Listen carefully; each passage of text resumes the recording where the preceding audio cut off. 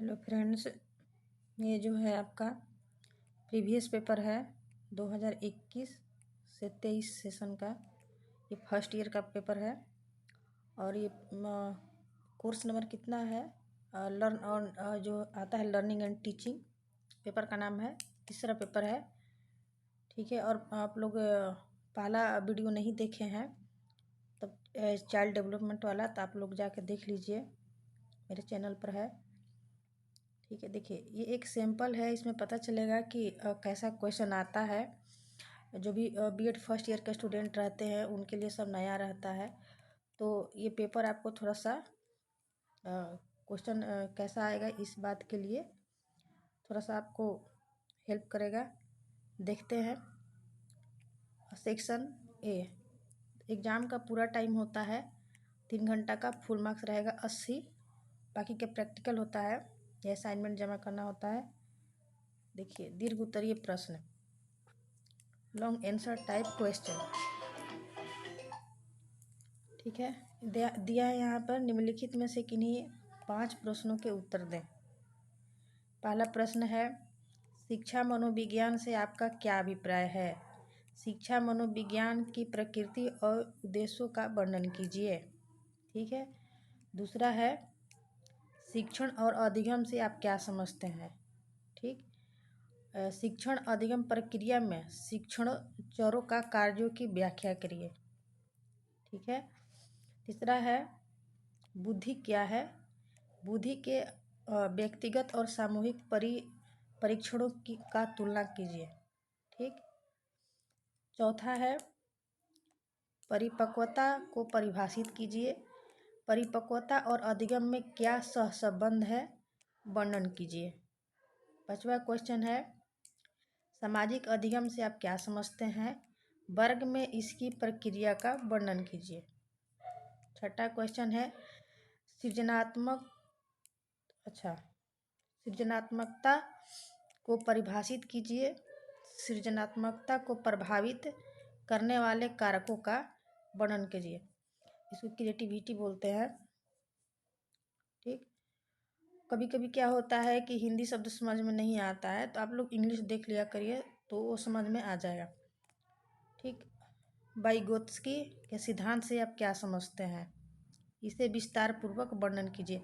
इसमें आपको 7 क्वेश्चन दिया हुआ है, जिसमें से आपको 5 लिखना है। ऊपर दिया हुआ था कि किन्हीं 5 प्रश्नों का उत्तर दें। ठीक है। इसके बाद देखिए, 8 क्वेश्चन दिया रहेगा, इसमें से 5 लिखना है। 8 नंबर क्वेश्चन है, अधिगम के प्रयत्न और भूल सिद्धांत की विवेचना कीजिए। ठीक। सेक्शन बी में है लघु उत्तरीय प्रश्न, थोड़ा सा छोटा लिखना होगा इसको। निम्नलिखित में से किन्हीं 5 प्रश्नों के उत्तर दे। इसमें भी आपको 5 प्रश्नों का उत्तर देना है। शिक्षण की अवस्थाएं क्या है? आपको शिक्षण की अवस्थाएं लिखना है। बी में है अभिप्रेरणा क्या है, इनके उद्देश्यों को लिखिए। ठीक है। अभिवृत्ति के विभिन्न प्रकारों का परिचय दीजिए। इसके बाद है, शिक्षण अधिगम प्रक्रिया में शिक्षक की क्या भूमिका है? ठीक। इसके बाद है, पावलोव सिद्धांत क्या है? एफ है, आश्रित चर और हस्तक्षेप चर क्या है?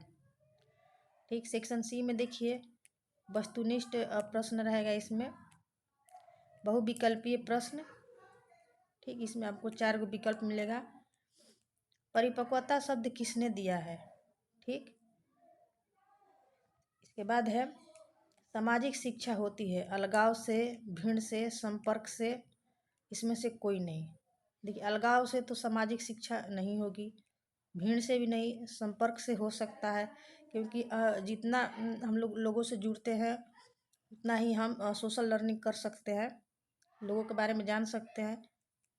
क्रिया प्रसूत अनुबंधन का सिद्धांत किसके द्वारा दिया गया है?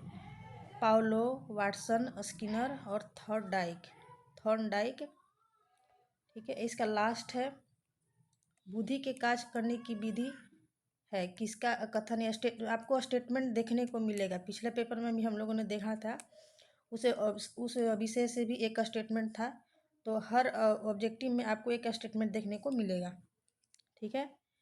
देखिए, रुचि संपूर्ण मानव व्यवहार का एक पहलू है, यह कथन है, किसका है? गिलफोर्ड, स्ट्रॉन्ग, सुपर और बीहम। समस्यात्मक बालक है, क्या है? चोरी करने वाला, झूठ बोलने वाला, माता पिता का कहना न मानने वाला, उपरोक्त सभी। लास्ट है मनोविज्ञान व्यवहार का अध्ययन है। ये किसने कहा है? इसमें 3 स्टेटमेंट दे दिया है। तो आप लोग इसमें टीचिंग और लर्निंग में जो है, लर्निंग और टीचिंग में आप देख सकते हैं, इसमें स्टेटमेंट पर ज़्यादा ध्यान देना है क्योंकि इसमें 3 स्टेटमेंट दिया हुआ है। मनोविज्ञान व्यवहार का अध्ययन किसने कहा है? मैकडूगल, विलियम जेम्स, ठीक है, पम्नोलॉजी, इनमें से सभी। ब्लैक बोर्ड किस प्रकार का चर है? स्वतंत्र चर, आश्रित चर, हस्तक्षेप चर और पहला दूसरा दोनों। ठीक है, इसके बाद है प्रथम मनोवैज्ञानिक प्रयोगशाला किसके द्वारा स्थापित की गई? गोल्टन, कैटल, वुड्स और पेस्टालोजी। प्रयत्न और भूल का सिद्धांत किसके द्वारा प्रतिपादन किया गया? स्किनर, थॉर्नडाइक, पावलो, इनमें से कोई नहीं। ठीक है, ये होता है आपको ख़त्म। ठीक है, और आपको वीडियो चाहिए तो आप कमेंट बॉक्स में कमेंट कर सकते हैं। इसके अलावा अगर आपको इस पेपर का हल चाहिए तो इसके लिए भी आप कमेंट कर सकते हैं। ठीक है, धन्यवाद।